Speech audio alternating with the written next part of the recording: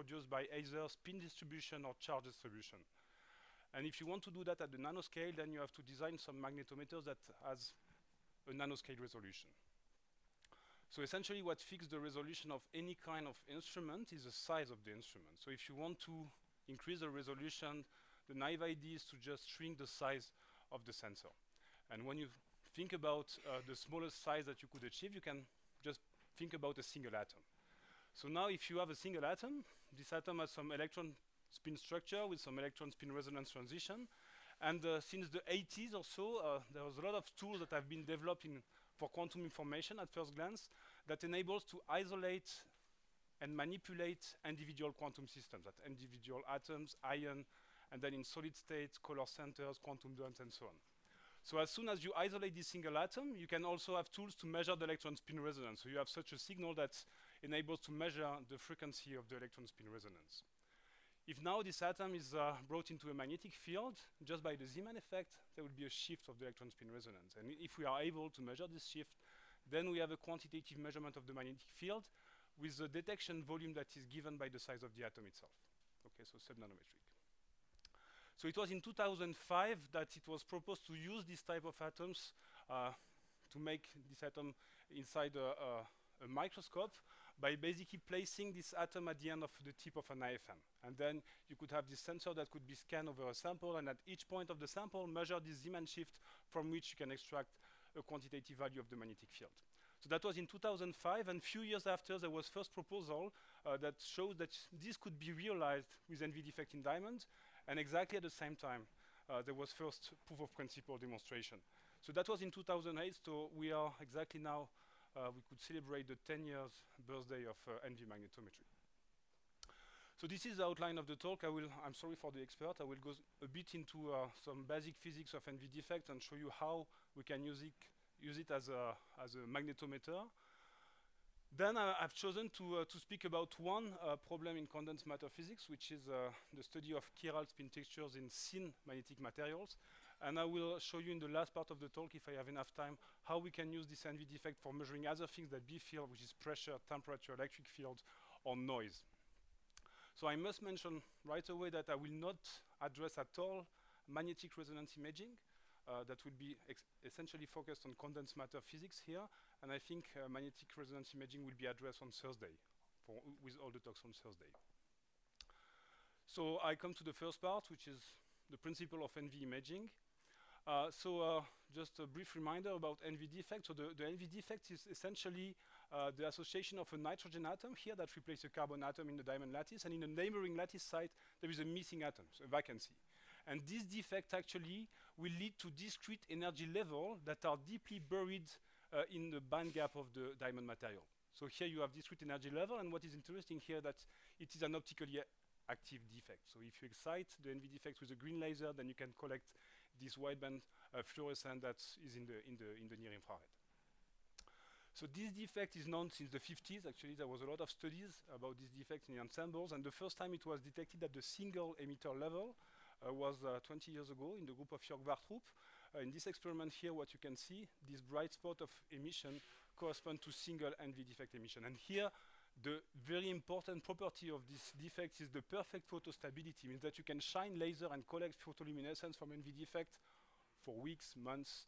It's perfectly photostable. And at that time, that was the only defect that provided this property. So the first application of NV defect were essentially focused on developing single photon source for quantum cryptography. And at that time, there was also a lot of efforts to try to optimize, to control the formation of this NV defect. So we are in 1997 there, so this is completely random. So you have a natural diamond sample, very expensive, and you rely on, basically, you expect that the diamond is pure enough so that you can isolate single NV. So it's really random.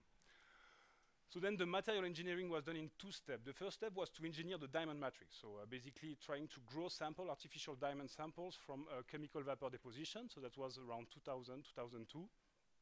So what you see here is a picture of a CVD chamber, which is in Villetaneuse. This is in the north of Paris. Inside this reactor here, you have a plasma of methane and hydrogen.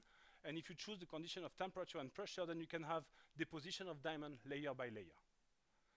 And as soon as your reactor is clean, then you will end up with a very clean sample. So almost no impurity inside the sample, and as a result, you can see something without any colors. It's perfectly transparent. Then if you don't have impurities, there is no NV defect, so you need to engineer the NV defect, and the standard way was to use a nanoscale ion implantation. So the basic idea is just to shoot nitrogen atom, and the nitrogen atom will be converted through annealing onto an NV defect. And so that now, in 15 years of work, there is a huge control on the creation of individual NV defect with a resolution that is between 10 and 100 nanometer. So the reason why there have been so many efforts here to control these NV defect properties is basically related to the spin properties that will be focused on in this talk. So briefly, we saw yesterday in some talks already some information about the spin structure of the NV defect. So this is the spin structure at room temperature. So there is a spin triplet ground state, the same in excited state here. And in the ground state, there is a lift of the degeneracy between 0 and plus minus 1 by something like 3 gigahertz.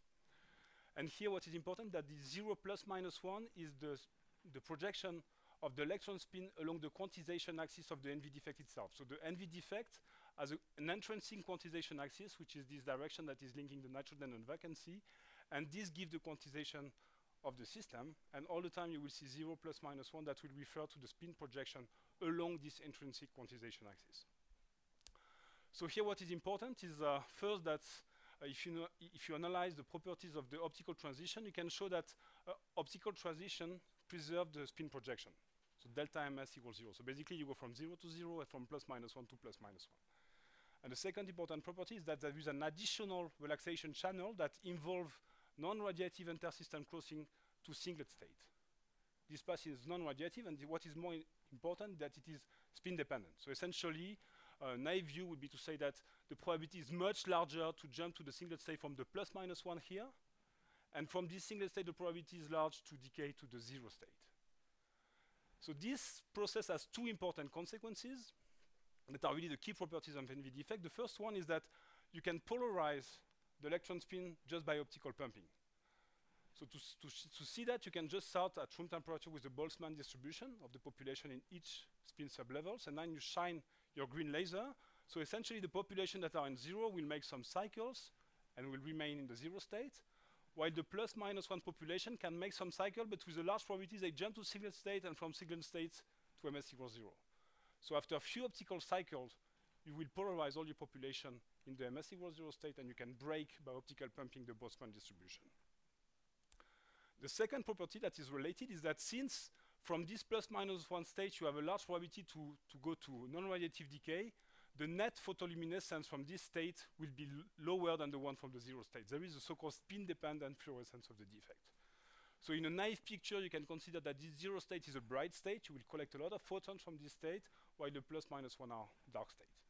And that enables, actually, these two properties enable to read out the spin state by optical means.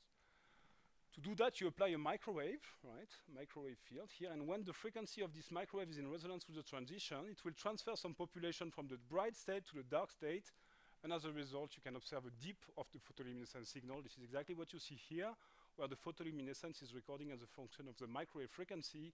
At resonance here, there is a dip of the photoluminescence, which is like 30%, and this corresponds to the detection of a single spin. Right? So the first application of this NV defect were more focused on the field of quantum information science, where essentially the NV defect was used as an electron spin qubit. And here the key property is that this qubit has a very long spin coherence time, even at room temperature, millisecond, and going at low temperature brings some seconds. And I must say that it was already mentioned yesterday that perhaps 5-6 years ago there was a lot of debate about using this NV defect for quantum computing. This is, I think, over more or less, but still this NV defect provides a very efficient spin-photon interface for quantum networks, and this is essentially related to the work from Ronald Denson in Delft. So, but for today's talk, what is interesting is what happens when you apply a magnetic field. So here it's quite simple. There is a Zeeman effect here that lifts degeneracy between plus and minus 1 state. And now if you record this electron spin resonance while increasing the field, you can see this Zeeman splitting in the electron spin resonance spectrum. So essentially the splitting here is directly proportional to what is called here BNV, because this is the field that is probed is the field along the NV axis. So essentially this is a field that is defined in this basis here that is given by the quantization axis of the defect. So the NV defect in itself is an atomic size magnetometer, right? If you can record this spectrum, you can extract the stray magnetic field along the NV axis. Now what you want to do to go to this proposal from Chernobrot and Berman is to introduce that in a scanning probe unit to make a magnetic microscope. So this is the principle of the experiment. So essentially, in a first version, let's say you take a nanodiamond, so this is what we did at first glance, which is 20 to 50 nanometer in size, and in this nanodiamond there is a single NV defect. The nanodiamond is grafted at the apex of an FM tip here, and on top of the tip there is a microscope objective which is used both to excite with green laser the NV defect and also collect the spin-dependent photoluminescence. You add some microwave to make this electron spin resonance spectroscopy, and then you have your probe that you can scan over a magnetic sample, and here the principle is simple. At each point of the scan, measure the Zeeman splitting of the ESR. From the splitting you can extract the magnetic field. So what are the key properties of this magnetometer? So essentially the detection volume is given by the size of the NV defect. So it's a single atom detection volume. We'll see that later that this is not the resolution, right? It's just the detection volume. The resolution we will discuss a bit later. This is a link to the probe to sample distance. The measurement, and this is something important, the measurement is quantitative and vectorial. So essentially you end up with a quantitative distribution of the magnetic field which you can directly compare to some theoretical prediction. And this is also important here, is that compared to magnetic force microscopy, for example, there is no magnetic back action from the sensor onto the sample. Right? So yes? No. So this is an interesting question. Thank you.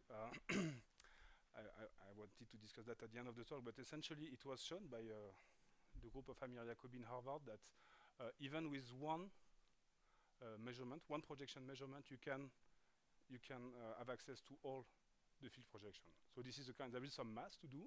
I think Tuno perhaps can tell us a bit more about that. This is a paper that is on the archive. That with just a single projection measurement, you can have all the field direction. So this is one thing. And the other thing, and that's really new, I would say, but I think it's really robust. And then you have also other ways, which are to use multiple NV defects, right? Yeah. But this is something that you can do even here. You can graft one NV with one orientation and another one with another orientation and so on. But basically, there is much easier way to do it now from the mass. So it's vectorial, right? And what is important here is that it can operate from room temperature to cryogenic temperature. The sensitivity here, so I must mention right away that in all this talk, we'll operate the NV magnetometer in the much simplest way, so it's just recording the Zeeman splitting. There will not be some complicated AC sensing protocol, so essentially the sensitivity for this DC field measurement is in the range of microtesla per root hertz, right? So that will be the sensitivity that we will get. So I'm coming back to 2008, so this first demonstration in the group of Jörg Wartrup here, so that was essentially this kind of scheme here, with a nanodiamond at the end of a tip, and here what you see is a magnetic structure with a triangular shape, and when you make the optical imaging, that you see here a dark line that corresponds to a given ISO magnetic field contour corresponding to a given microwave frequency that is applied to the NV defect. So that was the very first demonstration of scanning NV magnetometry. In our lab, the experiments looks like that. So essentially, you have scanners and steppers that hold the sample here. On the other side, you have the same with the FM tip that you can see here, and on top, the microscope objective that is used to excite the NV defect at the end of the tip. So I will not tell you how we managed to put the nanodiamond at the tip. Essentially, this is by electrostatic interaction. So we managed to put this nanodiamond at the end of the tip, and to verify that this is the case, then you can make a scan of the tip. You can see the shadow here of the tip, and at the end you have this bright spot of photoluminescence, and then you can use the tools of quantum optics to verify that essentially you have a single photon source at the end of the tip. And if you have a single photon source, then you are sure that you have a single emitter. And the way to measure that you have a single photon source is to measure this second order correlation function of the emission.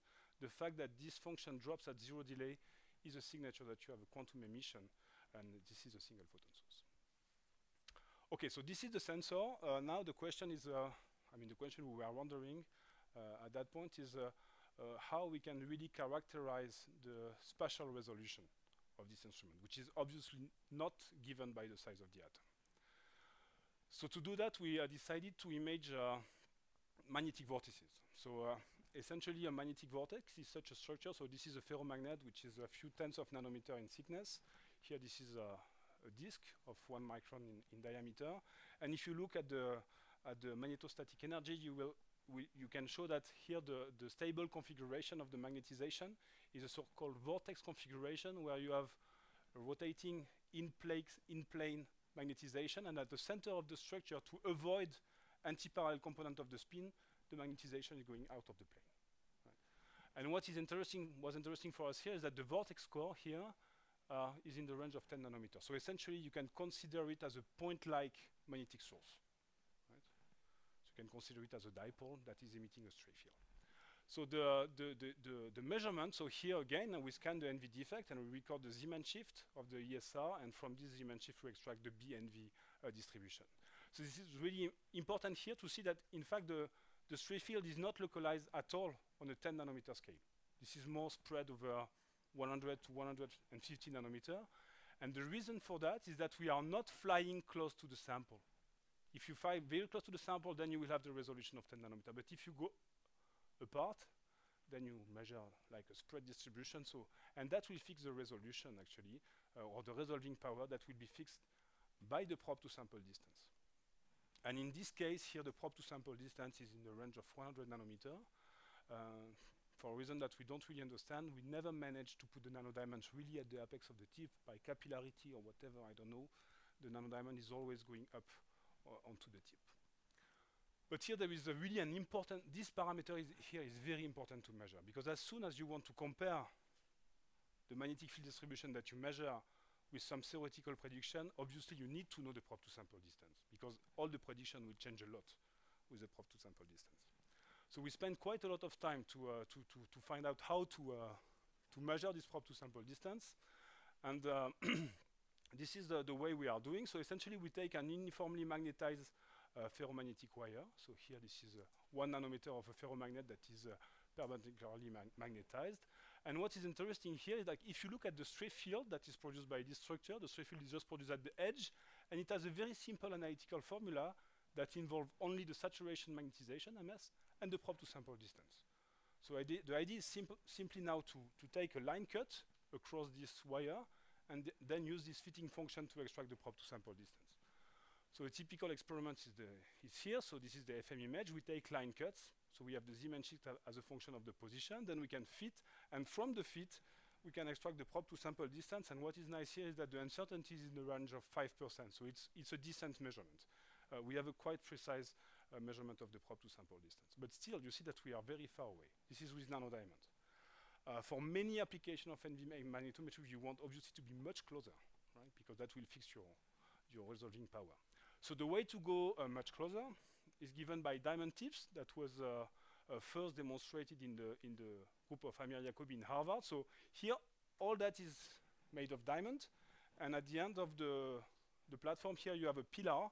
And in this pillar, using this ion implantation technique, there is a single NV defect that has been implanted at something like 10 to 20 nanometer from the surface. So now this work has been pursued also in Patrick's group in Basel, and we are currently using in my group in Montpellier, we are in a collaboration with Patrick, and we are using this kind of tip where, again, the NV defect is implanted at something like 20 nanometer for the surface. Then we can, again, try to measure this probe to sample distance, and this is a typical best result that we get. So basically, we are flying at around 50 nanometer from the sample. And yes? Where it's coming from? No, it's so there is no uncertainty in the material because there is no material parameter here. The only material parameter is this one, and it's extracted from the fit. Here, this uncertainty is essentially that you take, for example, that, okay, you have many line cut, okay, so you have many fits, let's say 50, for example, and then you have a distribution of D value, and then you take the statistics of that. This is the way we extract the uncertainty. This is just statistical error, let's say, rather than uncertainty. Yeah, so this is basically where we are at the moment, and so far we do not really manage at least at room temperature, to get better values than that. So this is the number that you have to keep in mind, at least for this talk. The best we can do is something like 50 nanometer from the sample surface. And I must mention that similar works is pursued in Harvard in many groups, in ETH, in Santa Barbara, in IIF. There is a poster, I think, in 2 night session about the fabrication of diamond tips at IIF. And there are 2 recent companies that are providing these diamond tips. So I think now I gave you all the tools that are useful for us. And I would like to tell you now and try to convince you that this tool is useful, basically. It's not just a toy. This is useful for condensed matter physics application. So the focus will be in this chiral spin texture in thin magnetic material, and the focus will be devoted to ultra-thin ferromagnet. So ultra-thin means that here you have a ferromagnet and the thickness is 1 nanometer, more or less. And this ferromagnet is sandwiched between a heavy metal substrate, and here there is a capping layer, which is essentially an oxide. So the reason of interest of this system is mainly at the beginning technological, in the sense that these systems are promising for developing some spintronic device with very low power consumption. So there is a famous example, which is the racetrack memory that was proposed by Stuart Parking when he was at IBM. So here you have magnetic domain walls on which you will encode the magnetic information as a classical bit 0 and 1. And these domain walls are created and moved with current, and at the end even read out with current. So everything is done electrically. And in order to have this current density as small as possible, then you have to reduce the thickness of the ferromagnet. And that brings you in these ferromagnets that are shrink to few atomic layers. So that was the reason why people started to study this material. But then comes interesting fundamental issues also, because when you decrease the thickness, at a certain point, you reach condition where the magnetic volumic energy, which are given by the exchange interaction, the anisotropy, this volumic energy might reach the same order of magnitude as surfacic energy. So essentially energy that are directly driven by interfacial interaction. And when you are in this regime, you can expect new physics that is directly mediated by the interface. And there is one important interfacial interaction. This is the so-called interfacial Dialogin-Ski-Moria interaction. This interaction essentially is an antisymmetric exchange interaction that is mediated by spin-orbit coupling here in the heavy metal. And this is the general form of this interaction. So you have to compare that to the standard exchange interaction. The exchange interaction is S1 times S2 between 2 spins. So it will promote either ferromagnets or antiferromagnets, but aligned spins. Right? This interaction will promote canting spin texture. So you have this S1 vectorial S2 that will promote spin texture with a canting. So like spiral effect or things like that. So then you will have a competition between this volumic energy, which is essentially the exchange interaction, and this Dialogin-Ski-Moria interaction. And I will show you that this interaction has a lot of impact on the spin structure in ultra-thin ferromagnet. The first thing I would like to speak about is the effect of this DMI on domain walls. So domain walls is a region where the magnetization is rotating from up to down in the ferromagnet.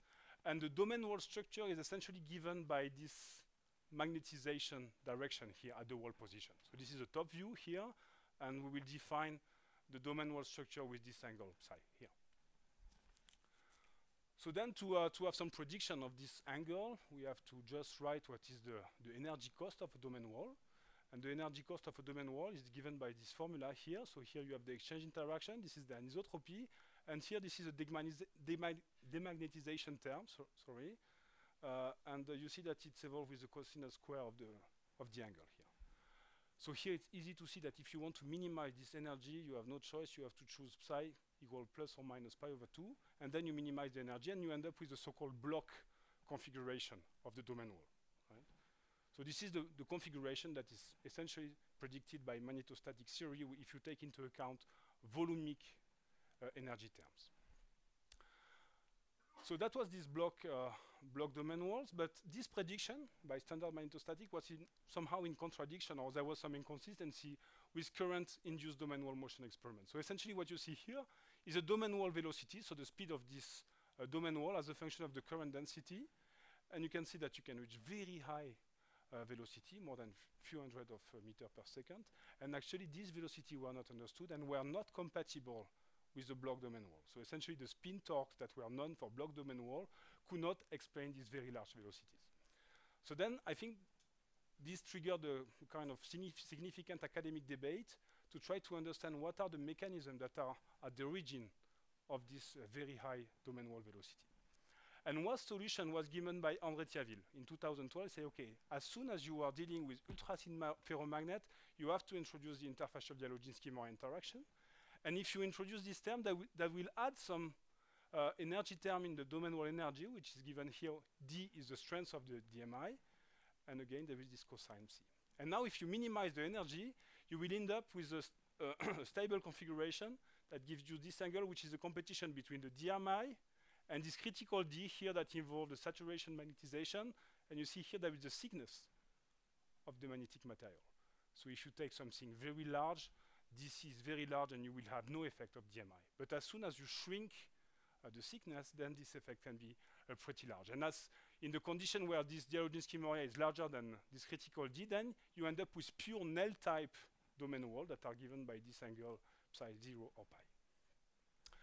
And what André Thiaville showed in this paper is that now if you consider that you have a Néel domain wall, then you have new spin orbit torques, essentially driven by the spinel effect, that could explain very large domain wall velocity. So then the question for us was, okay, if we manage to distinguish between a block wall and a Néel wall in a ferromagnet here, then we will be able to assess if this Dzielodzin-Moore interaction is at play or not. Okay, if we measure blocks, there is no DMI. If we measure Néel, there is a significant DMI. And the way to do that with NV magnetometry is by street-field measurement. Essentially, the difference between block and Néel is just the field that is produced by the wall itself. I mean, from the out-of-plane magnetization, the field distribution is the same in both cases. But here you see that the field from this one will essentially, in the x direction, will be 0. And in this one, you will have some field in the x direction that will add up or be subtracted to the one given by the out-of-plane magnetization. So if you do the math again, this is a straight field above the domain wall for a probe to sample distance of 100 nanometers, which is more or less the one that you achieve with nanodiamonds. And what you see that you have a strong difference between the block in red and the different Néel configuration with different chirality, here Néel left and Néel right. And here basically the difference is just given by the sign of the Dzielodzin-Moore interaction. So this, measuring this kind of difference is by far within the operating range of NV magnetometry, so we went for this experiment. So this is the first experiment we did. So this is a magnetic wire of cobalt iron bar, which is 1 nanometer in thickness. And this is on top of tantalum. So this is a picture of the experiment. So here you have the magnetic wire, and here we have this gold strip line that is used for microwave excitation. The FM image is here. Then you can record the Zeeman shift, and you extract the distribution of magnetic field along the NV axis. So now, I think the story is not that complex. We just have to take line cuts here and then compare to the prediction from block and Néel walls. In practice, that was a bit more difficult because here it's very, very important to know the probe to sample distance. So in practice, what we do in all experiments, before measuring a wall, we always calibrate before on a neighboring uniformly magnetized ferromagnetic wire, as I mentioned before. So first we measure MS and D. When this is known, then we can move to the domain wall, measure, and take line cuts. So this is what we do, and now we have a line cut, and we have all the parameters. There is no fitting, and it's really theoretical prediction, assuming either block or Néel type domains. And this is where we end up. So this is a bit disappointing. Sorry. We end up with a block wall. So essentially all that just for showing that magnetostatics hold in this sample. But then just as a reminder, this is an interfacial effect. So the standard idea would be to change the interface and try to see if by changing the interface you can modify the effect. And to do that, we went to this platinum cobalt alumina, which was exactly the sample that triggered the debate on this domain wall motion experiment. And we did the same experiment, and in that case, you can see that there is a significant deviation toward the Néel wall with left-handed chirality, which is a direct signature that there is strong Dzielodzin-Moore interaction in this particular sample, and that explains also the very large velocity that were measured, that were in fact driven by the spinel effect. Then you can even play a bit more with the interface. Doesn't work anymore. So yeah, play a bit more with the interface. I've shown you that tantalum cobalt iron bar is a block. There is no DMI. Platinum cobalt is a nail with left-handed chirality, negative D. And now you can use tungsten as a substrate, and then you can reverse the chirality. So essentially now you have a right-handed nail wall. So essentially, what shows this kind of result, that NV magnetometry is a tool basically that enables to probe locally the strength of Dzielodzinski-Moria interaction, and perhaps that might help in the future to have a better understanding of the microscopic origin of this interaction at the interface. But there was another motivation behind this DMI measurement, is that when you have a very large Dzielodzinski-Moria interaction, you can stabilize another spin texture, which is a so-called magnetic skyrmion. So for large DMI, you can stabilize this, I will call that bubbles. This is a skyrmion that can be from 10 to 200 nanometer in size, depending on the strength of the DMI. And these structures here are topologically protected in a sense that you have no continuous way to deform this structure to any kind of other ferromagnetic structure. So this is extremely stable, and it was shown in this paper by simulation that these skyrmions can be moved very efficiently in nanotracks at very low current density. So basically the idea behind that was to replace domain walls by skyrmions, to have better, even better motion of the spin texture. So that was 2013, and essentially at that time there was absolutely no observation of skyrmion in ultra-thin magnets, and the field has evolved very fast actually. So this is results in the last 2 years where these are the first observation of skyrmions here by Kerr microscopy. So at that time there were like big bubbles, few microns bubbles, but with a good topological structure associated to skyrmions. Here this is a skyrmion Hall effect that has been measured. Then it was observed also with MFM, X-ray, STXM, so a bunch of papers that show that you can measure skyrmions, you can measure their velocity, you can measure their chirality, you can measure many things with standard magnetic microscopy for ferromagnets. Then the question is what NV magnetometry can add in this field, and to do so I will show you that we can give some information about the disorder in the sample with NV magnetometry. So the sample that we have looked at is the following. I've shown you just before that the platinum-cobalt interface gives a lot of Dzielodzinski-Moria interaction, right? So this is the interface that we choose. We have platinum-cobalt, and this is a bilayer. So then we have cobalt-platinum, and the result is that here we have two opposite chirality, and this is very stable because you have also a flux closing configuration here that stabilize these two spin texture that we will consider as a quasi-particle that I will call skyrmion in the following, okay? So this is a skyrmion that is stabilized in a bilayer here.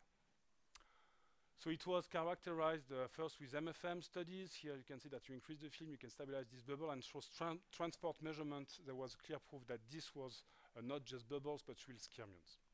So then we put that on our system, and first we did some simulation. So here, let's say that we look at the field produced by this structure as something like 50 nanometer. And the field at 50 nanometer is larger than 20 millitesla. And here there is an issue for NV magnetometry. There is an issue because all what I've shown before essentially works if you measure field along the quantization axis of the NV defect. But when you apply such a field, 20 millitesla, this field is large enough to break basically the quantization axis, and now there will be a new quantization axis that it will be fixed by the field that you apply. And then all this electron spin resonance that is detected optically doesn't work anymore in this regime of high field. So as soon as you have a perpendicular component to the NV axis that is reaching tens of millitesla, then NV magnetometry is not working in this quantitative way I've shown before. This is something that you can see here. If you look at the electron spin resonance contrast as a function of the magnetic field that is applied here with a certain angle, I think it's 60 degrees in this experiment, you see that the ESR contrast is dropping drastically when the field is increasing. So we cannot do ODMR anymore. But there is an additional effect to that, is that when this magnetic field perpendicular to the NV axis is increased, there is an overall reduction of the NV photoluminescence. The reason for that is that this field is basically mixing the spin state in the ground state, 0 and plus minus 1. So initially you had bright state and dark state, and this off-axis field is mixing everything, and as a result you have a less photoluminescence. So you see, if you look at the photoluminescence as a function of the field, you have a drop, and this drop here can be used as a contrast for magnetic field imaging, where you don't need any kind of microwave to apply to the sample. It's just photoluminescence measurement. It's what I call the photoluminescence quenching mode of NV magnetometry. So everything here will be all optical. There is no need of electron spin resonance anymore. So let's see what we can do with that. So now we look at this sample again, and this is a typical image that you can observe in this quenching mode. So here you have dark lines each time the NV is crossing a magnetic domain wall. Right? At the domain wall there is a lot of field. This field is significantly out of plane, and as a result you have a quenching of the photoluminescence. So this is a typical image that you can get. And essentially what is interesting here, I think from my perspective, that this is essentially an MFM picture. If you do MFM, you will see exactly the same. But here the big advantage is that our tip is non-magnetic. So we don't have any kind of perturbation of the sample that we are looking at. So then when you have that, then you can try to nucleate these fermions, and to do that you apply some fields. So start from 0 field, then we can apply 3 millitesla. You can see that the domain are starting to shrink. And then we apply pulse of field to try to deepen the sample, for example 7 millitesla, and then we measure at this field. We can see that it shrinks, and after a pulse of 10 millitesla, we end up with isolated skyrmionic bubbles, let's say. So what brings magnetometry here is a kind of high resolution imaging of the morphology of these bubbles. So this is typical image that you can observe on various isolated skyrmion, and something interesting here is that the shape is completely random, actually. So there is a big distribution of shape, size of the isolated skyrmion in the sample, which are not predicted at all by the theory, because this structure is supposed to be extremely stable against disorder. Right? And since there is no breaking of the symmetry in the sample, we should have perfect circular shape skyrmion, which is absolutely not the case. Then we can make some statistics. So here we end up with a value, 260 nanometer. And then we can try to understand what's going on here. And then we need our colleagues, experts in magnetism at LPS, the group of André Thiaville, and they manage with the parameter of the sample to measure what is expected if you take a sample without disorder. And what you expect at 3 millitesla, where we measure, is something like 800 nanometer. But then you have to take into account that there is a magnetic history in the system. So to nucleate this skyrmion, we always apply a pulse of 10 millitesla, and then we let the system relax in a 3 millitesla field, right? Yeah. I'm a bit surprised that you say that the shape of the skyrmion is supposed to be insensitive to disorder. Yeah. Because my intuition would say, suppose you have some kind of local reduction of the saturation magnetization, then the domain will tries to curl around that, for instance, Yeah. go through it. Yeah. So I would expect if you have Yeah. localized disorder, Yeah. this This is what we observe. But actually, in this when I've shown this proposal of skyrmions for racetrack memory based on skyrmions, all the simulation were claimed. The claim was that the skyrmion will avoid pinning sites. It's just that in the simulation, the energy of the pinning site were extremely small, which is not the real life for real samples, actually, where you have much stronger pinning site, and in the end you end up like for domain walls dynamics. Okay? But that was the point here, is that the claim is that this skyrmion can basically travel while avoiding pinning. This is not the case, and this is the first proof basically that is not the case. Then after you can try to dig and to introduce disorder in the simulation. And if you do that, so without disorder you have, here this is the size. Now again there is this magnetic history, so what we do is that we apply a pulse of 10 millitesla in the simulation without disorder. That brings you to something that is like 40 nanometer in size. And then from this side then the skyrmion expands in a pinning landscape, and essentially it doesn't manage to come back to this point. So it's pin actually, right? So now we try to see how to introduce the disorder in the calculations. These people tried.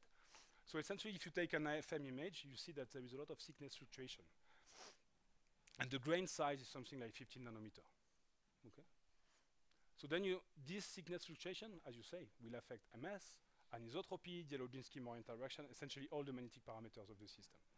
So then if you include this fluctuation into into the calculation, this is where you end up. So this is a 1% disorder in the amplitude of the fluctuation, and there is a nice match actually with the experiment. Obviously, the simulations are done at 0 temperature, so there is not a quantitative match. I mean, you cannot say there is 1% disorder or 2 or 3 or 4, but at least disorder is enabled to explain nicely the experiment. And then you can play a bit with the amount of disorder, and you see that obviously the less disorder you have, you can go to the no disorder case, and when you have a lot of disorder, basically you pin completely your skyrmions. And that's a pity, basically, because for this application, that means that it will be hard to reach a very high velocity because you are sensitive to pinning that is strong in this ultra-thin magnetic material. So what is the ongoing work is essentially to measure this domain wall motion. So this is now in micro tracks. Here we have these domains that we are trying to move with current.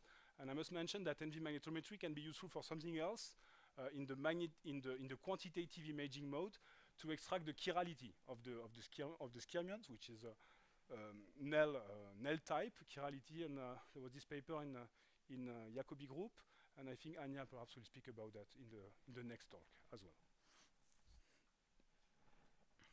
I have 15 minutes. Okay, so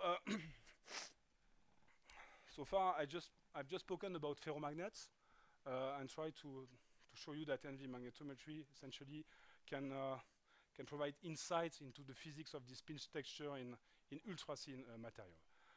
But for this ferromagnetic structure, there are a lot of tools basically to measure the spin order. I've shown you some X-ray, MFM, Kerr microscopy. Even if the resolution is not that good, there are a lot of tools. So essentially, and that's what I've shown you with skyrmions, there are many different magnetic microscopy techniques that enable to study the skyrmions. But now there is also another class of material, which is basically like 80 or 90% of the magnetic material, which are antiferromagnets. So essentially, in this material, you have a compensation of the magnetic moments. You are up, down, up, down, up, down, up, down. And as a result, I mean, the magnetic field that is produced is almost zero, because it's compensated from spin to spin. And these antiferromagnets have many assets. One is, for example, that if you have a configuration like that, you can switch to this configuration in the terahertz regime, while for domain wall, this is more the gigahertz regime. So there is a new field that is emerging, which is called antiferromagnetic spintronics. That's the goal is to use this antiferromagnet for this kind of spintronic device, where you could control in a very fast way the spin texture, and then you could also control directly with electric field with magnetoelectric coupling. So there is, promising avenue for spintronic device is to use this antiferromagnet. But as I told you, antiferromagnets are very difficult to image, essentially because the fields that are produced are very small. So I just pick up two techniques that enable to do that. The first one is through second harmonic generation microscopy. So essentially here, depending on the antiferromagnetic order, you have a different second order susceptibility that will lead to different second harmonic generation properties. This is a picture from the group of Michel Viret in CA-Saclay. So here what you see, the blue-red contrast denotes antiferromagnetic domains. So this is a very nice tool that can be applied to many types of antiferromagnets. And here the resolution is essentially limited by diffraction. So you are in the 300 nanometer range. So you cannot have access to antiferromagnetic order at the nanoscale. If you want to go to the nanoscale, there is one tool that is absolutely great, which is spin polarized STM, developed in the group of Wies and Danger. So here you have a STM tip, which is magnetized, and essentially the tunnel current will depend on the magnetization of the sample here, either collinear or anticollinear to the magnetization of the tip. It was shown that this method enables atomic scale resolutions. This is what you see here. This is manganese on top of tungsten, and what you see here is this dark bright is just a measurement of the antiferromagnetic order in this monolayer. And then this is 2 nanometer in size.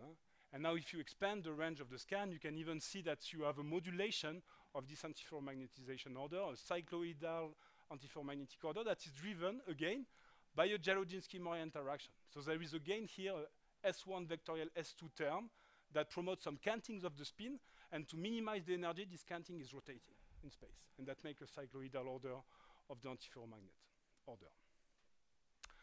So this is this is the ultimate tool. So it has atomic scale resolution, but the point is that it's limited to conductive sample. You need to measure tunnel currents. And it's also limited to kind of model samples because you have to use ultra high vacuum condition and extremely complex experimental setup. So basically, if you have a sample that is antiferromagnet and insulating, you have no tools to image the antiferromagnetic order at the nanoscale. And I believe that this is a major bottleneck for the development of antiferromagnetic spintronics because we do not have any way to analyze locally the antiferromagnetic order. So I will show you that NV magnetometry can give new insight on this antiferromagnet. So the sample we have chosen is a multiferroic material. It's a BFO, bismuth ferrite. And this BFO is a ferroelectric material. So there is a net electric polarization, P, that is pointing along one of the 8 111 direction. Right? So there is 8 possibility of the electric polarization. So this electric polarization can be mapped with so-called piezo force microscopy, piezo response force microscopy, here PFM image, and here the contrast is just given by 2 different polarization of the BFO, right? So you have ferroelectric domain here that you can see, and these are P3 minus, P4 minus, for example. And this is a sample grown in Thales, which is 30 nanometer thick BFO. More than be ferroelectric, it's also an antiferromagnet. It's an antiferromagnet with a complex spin order because there is a magneto-electric coupling, donc a magnetic order and ferroelectric order. And this magneto-electric coupling induces a small canting between neighboring ferromagnets. So essentially, if you look at the energy of this magneto-electric coupling, it has the same form as of the Dialogin-Skimmer interaction. It is again a S1 vectorial S2. And that will promote some canting. And to minimize the energy, so this canting is producing an uncompensated magnetization here, these black arrows. To minimize the energy, this uncompensated moment is rotating in space in a cycloidal way with a period that is something like 60 nanometer. And all that is at room temperature. And that's what makes this system interesting for spintronics, first, because room temperature. And the second thing is that there is a direct link between the cycloid and the ferroelectric polarization. If you see here, the cycloid propagation direction, K here, is perpendicular to the ferroelectric polarization. So if by applying some voltage or current, I manage to rotate the ferroelectric polarization, then I will also rotate the magnetic order. So there is a way, electrical way to control the magnetic order. So we decided to see if we can see this by NV magnetometry. So it's here that these diamond tips are extremely useful because if you want to see a spin cycloid with a period of 60 nanometer, you have to fly at a distance that is smaller than this periodicity. So we use the diamond tip from Patrick and flying at something like 50 nanometer. And we scan above this 30 nanometer thick BFO. And in the first image I will show you, we make this dual ISO-B imaging. So basically we don't measure the full spectrum. We just measure 2 particular points here, nu1 and nu2. And depending if the field is positive or negative, this signal here, this difference will be positive or negative. So this is a typical result that we obtain on this virgin state here. And you can see that there is an order of the magnetic field pattern, right? That looks like a periodic modulation. And also what you can see that there is abrupt rotation of the magnetic order. And if you put some guide to the eyes, you can see here that on this dashed line you have rotation of the magnetic order. And what is nice here that this periodicity of the rotation match the periodicity of the ferroelectric domain. So you have a feeling that indeed when you change the ferroelectric polarization, you also change the cycloid propagation direction. You can also play with quantitative magnetic field imaging, and again, you see the same trends that you can see this zigzag shape magnetic field distribution. So to have more insight, then we decided to go to single domain, actually. So our colleague in Thales are able to write single domain with PFM. So for example, here P1+. And then if we go scanning on this area, now we have a clear cycloid that is indeed propagating in a direction that is perpendicular to the polarization. We can make some quantitative analysis, and we end up with something like 70 nanometer for the periodicity, which is a bit larger than what is expected in bulk, essentially because we are in thin film, and we believe that these are just due to strain effect. Now we can show that we can control the spin cycloid, so for that we can rotate now this polarization vector here. and if you rotate the polarization vector by 90 degrees, the cycloid propagation is also rotated by 90 degrees. So this shows that indeed we have a way both to measure the antiferromagnetic order and also to control it by electric field. Okay, so that opens many experiments actually to understand what happens in this type of material. And essentially there is, for example, one open question is what happens at a ferroelectric domain. So here you have a single ferroelectric domain here. You see that indeed the cycloid is rotating at the domain. But what is interesting here is that this blue color here is a lot of field. So actually there is a lot of field that is produced at the ferroelectric domain. And this is something that is not understood. I mean, it seems that there is a kind of accumulation of magnetic moment at the ferroelectric domain. Another thing that we have observed is kind of jumps of the antiferromagnetic order, like, I don't know, Barkhausen jumps or things related. And this is something that was occurring when we increase the optical laser that is used to excite the NV defect. So perhaps it's linked to some heating of the sample by the green laser. And this type of effect, not linked to optical power, but was observed with MFM in this paper here on this helical iron germanium sample here. So there are a lot of things to dig, and what I want to mention here is that BFO is intrinsically an antiferromagnet with an uncompensated magnetic moment. So what we have shown here is that we can study, uniquely basically study this system with NV magnetometry. Then the question arises, is it a general method? Basically, can we study any kind of antiferromagnet with that? I don't know the answer yet, but what is clear is that there is at least one other system that has been imaged recently by in the group of Patrick Maretinsky that I just mentioned briefly, which is the chromium oxide, which is also a material that is appealing for spintronics because you can control the magnetization again with electric field. And in this system here, there is always an uncompensated surface magnetization here in the last layer.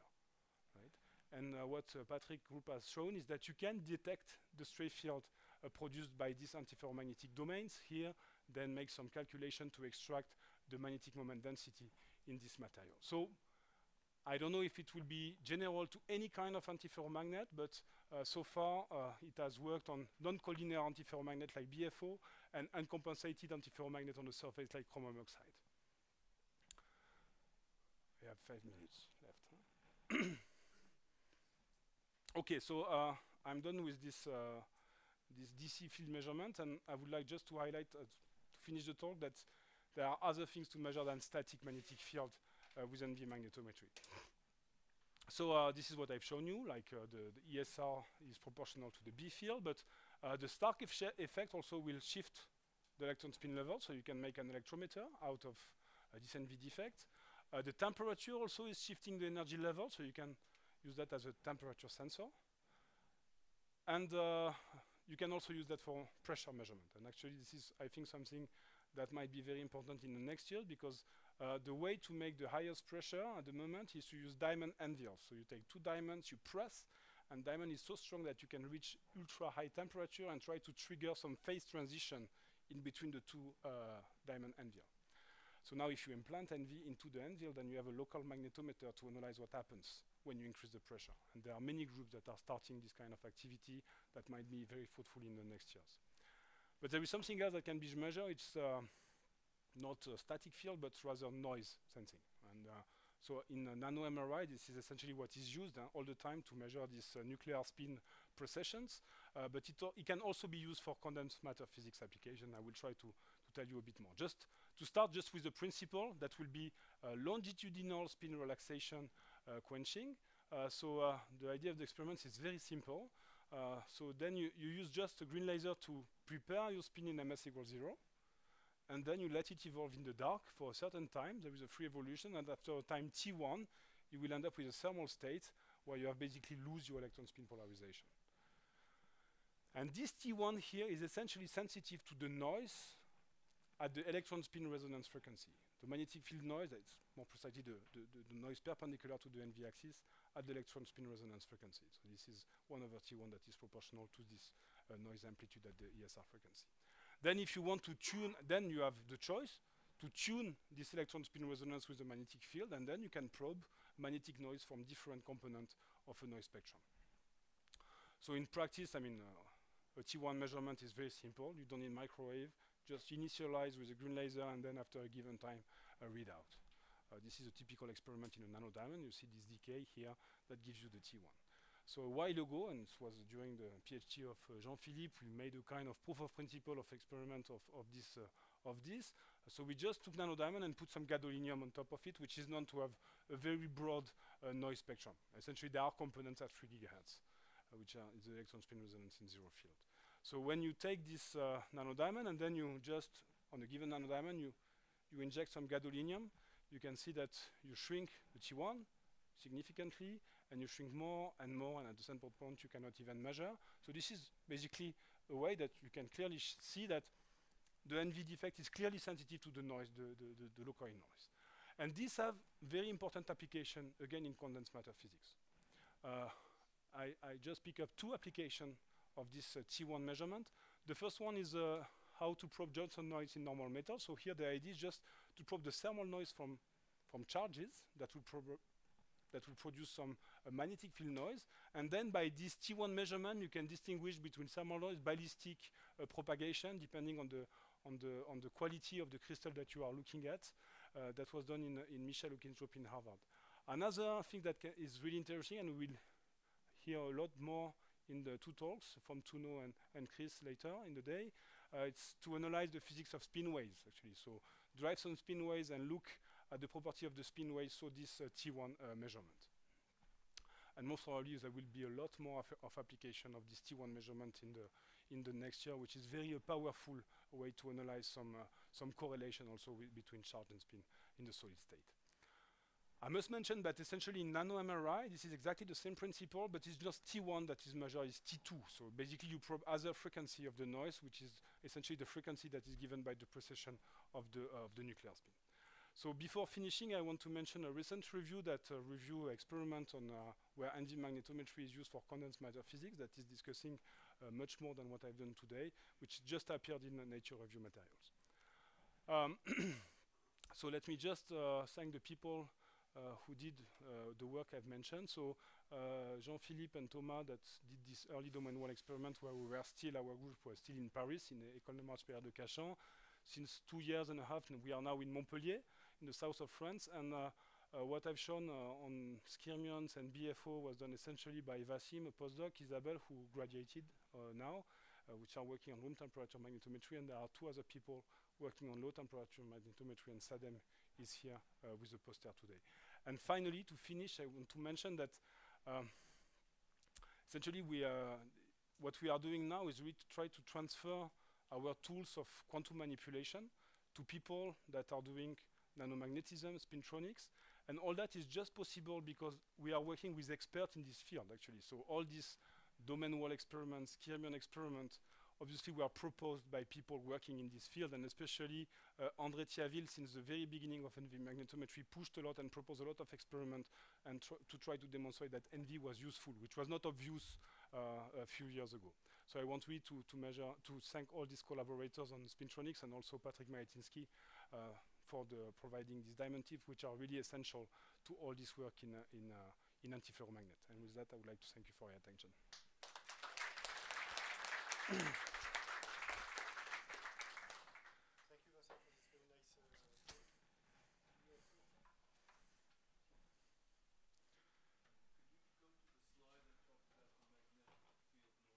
noise? Yeah.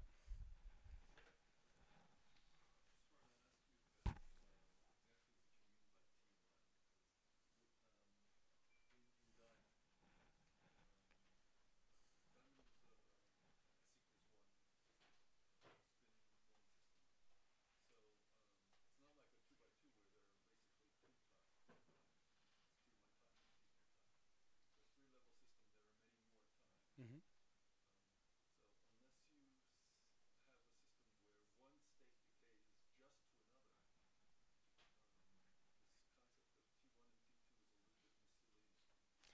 Yeah, okay. Yes, I think you will hear a lot more in Anya talk regarding that, because indeed, this T1, if you put some field, you have a relaxation from +1 to 0, from -1 to 0. You can also have relaxation between +1 and -1 that will be driven by electric field noise or strain noise, and all this time might be different. For example, if you prepare in 0, you have 2 channels of decay from +1 to -1. If you prepare your system in +1, you have a single decay. So we'll have a factor of 2 on the T1, for example. Here, the one that is measured is, in that case, is just what I call the spin relaxation time of the MS equals 0. It's just, the kind of definition. But then after, I don't see what you mean by T2 or T2 star, depending on the spin triplet. I mean, basically what we do in T2. Yeah, but I mean, you can always consider that you isolate a two-level system here with a B field. Yeah, yeah, yeah. Mm.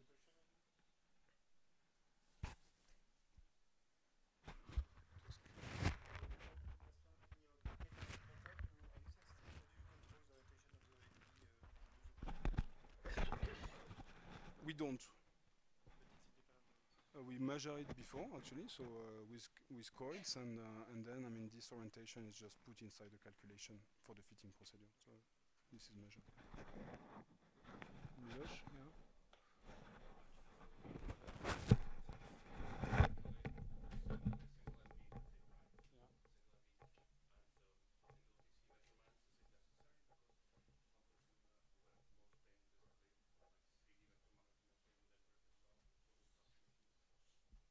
Experiment with more than one NV in the tip? I think you essentially, I mean, perhaps you can win in some vectorial aspect, even though with a single NV you can have a full vectorial picture of the field. But what you will lose is a spatial resolution. Because imagine in the tip you have two NVs that are separated by 50 nanometer, for example. One field will be measured by the NV on one side, and another field by the other one that is 50 nanometer apart. For example, for the cycloidal order, you won't be able to measure with something like that. So I think it's much better, even if you're flying far away, it depends on the experiment you want to do. For the experiment on interferonet, I think it's essential to have a single NV.